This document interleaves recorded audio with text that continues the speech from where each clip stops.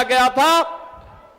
ऐसी पावन धरा को, जिस माटी ने ठाकुर दरियाव सिंह, उनके वीर पुत्र सुजान सिंह, अमर शहीद जोधा सिंह अटैया जैसे वीर सपूतों को जन्म दिया, और जिस धरा के निर्भीक पत्रकार के रूप में गणेश शंकर विद्यार्थी और राष्ट्र कवि सोहनलाल द्विवेदी जैसे महान साहित्यकार जिस धरा पर पैदा हुए, इस पावन धरा को कोटि कोटि नमन करते हुए मैं आप सबका हृदय से अभिनंदन करता हूं, स्वागत करता हूं।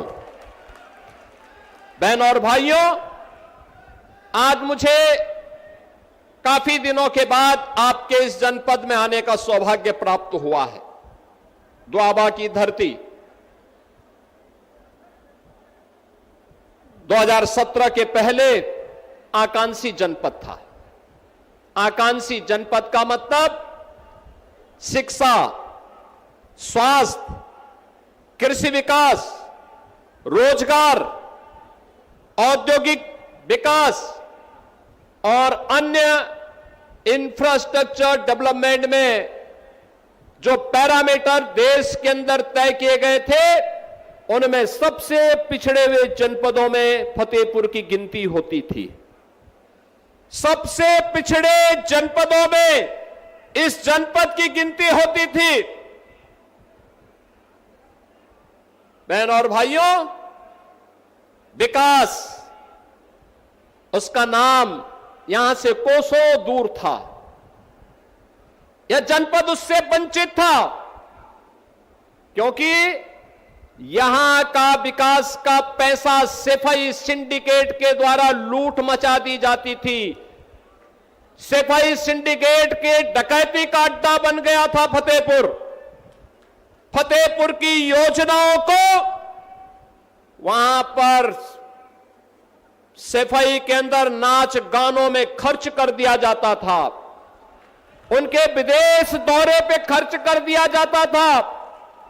तब न सड़क थी, तब न बिजली थी, तब न मेडिकल कॉलेज था, और औद्योगिक निवेश की बात ही क्यों करनी है।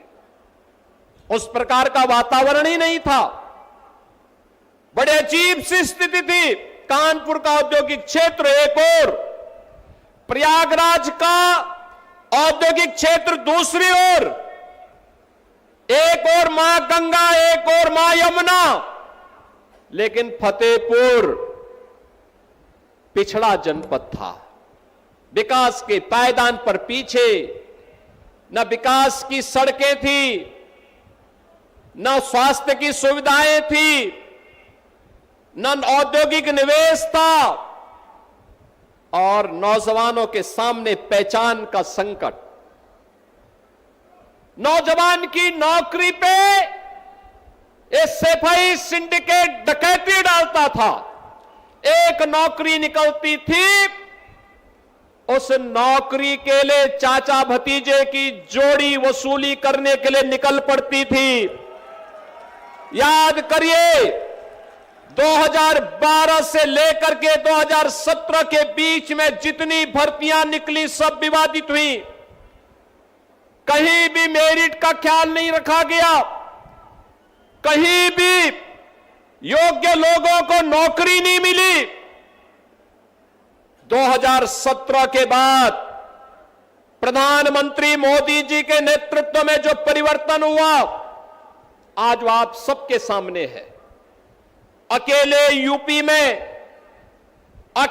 यूपी में हम लोगों ने पिछले 9-9.25 वर्ष में 9 लाख से अधिक यूपी के नौजवानों को सरकारी नौकरी यूपी राज्य सरकार के अधीन उपलब्ध करवाई है।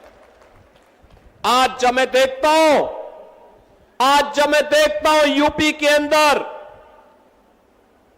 कोई नौकरी का नियुक्ति पत्र वितरित करता हूं, यूपी पुलिस हो, शिक्षकों की भर्ती हो, अधीनस्थ सेवा चयन आयोग के माध्यम से अभियंताओं की भर्ती हो, या Uttar Pradesh public service commission के माध्यम से होने वाली कोई भी भर्ती हो, नियुक्ति पत्र में मुझे अब फतेहपुर के नौजवान भी दिखाई देते हैं और फतेहपुर के नौजवान भी बड़े गर्व के साथ आकर के सीना तान करके अपनी योग्यता के अनुसार नियुक्ति पत्र प्राप्त करते हैं। तो मुझे अच्छा लगता है कि फतेहपुर का नौजवान भी नियुक्ति पत्र प्राप्त कर रहा है।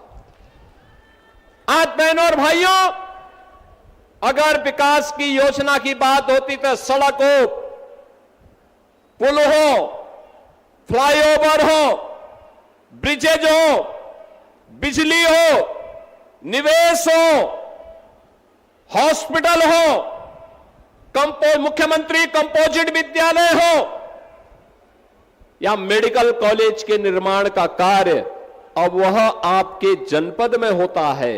और फतेहपुर में पहले क्रांतिकारी होते थे, फतेहपुर में पहले स्वाधीनता संग्राम होते थे। याद करिए, यही के निर्भीक पत्रकार गणेश शंकर विद्यार्थी के नाम पर कानपुर का मेडिकल कॉलेज बन गया, लेकिन फतेहपुर वंचित था।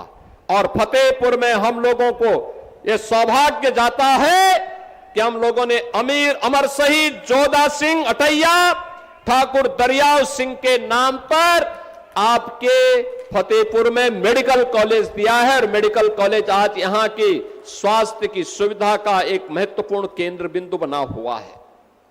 अब बेहतरीन कनेक्टिविटी है और अब तो औद्योगिक क्षेत्र भी आपके फतेहपुर के अंदर तैयार हो रहा है।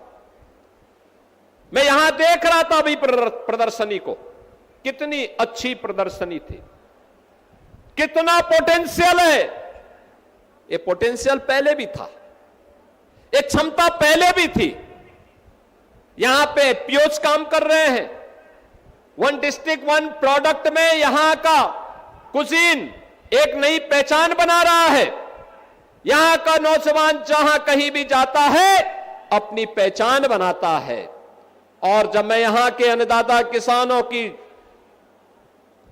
जो भी जैविक प्रोडक्ट है, नेचुरल फार्मिंग के कार्यों को देखता हूं, खासतौर पर पूर्व मंत्री उत्तर प्रदेश सरकार में मेरे साथ यहां पर पूर्व मंत्री के रूप में श्री धुन्नी भैया ने जो है उनके खेत की उपज जब प्राप्त होती है, रणवेंद्र सिंह धुन्नी जी के खेत थे,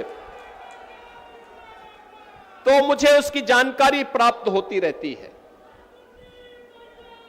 बहनों और भाइयों, क्या यह 2017 के पहले संभव था? क्या यह 17 के पहले संभव था? नहीं था, क्योंकि तब न युवा सरकार के एजेंडे के हिस्से थे, न अन्नदाता किसान सरकार के एजेंडे का हिस्सा था, न विकास उनके एजेंडे का हिस्सा था। सफाई का विकास हो, बाकी सब भाड़ में जाए, और यही लोग करते थे। लेकिन अब मोदी जी के मंत्र के अनुरूप सबका साथ, सबके विकास के भाव के साथ डबल इंजन की सरकार अब विकास के कार्यों को मजबूती के साथ आगे बढ़ाने का काम कर रही है। बहनों और भाइयों, जिन्होंने युवाओं का शोषण किया, छात्रों के सामने अंधकार में जीवन दिया था, पूरी की पूरी पीढ़ी के भविष्य के साथ खिलवाड़ किया था, आज जो समाजवादी पार्टी और कांग्रेस किस प्रकार की घड़ियाली आंसू बहाने का काम कर रही है। हम आभारी हैं प्रधानमंत्री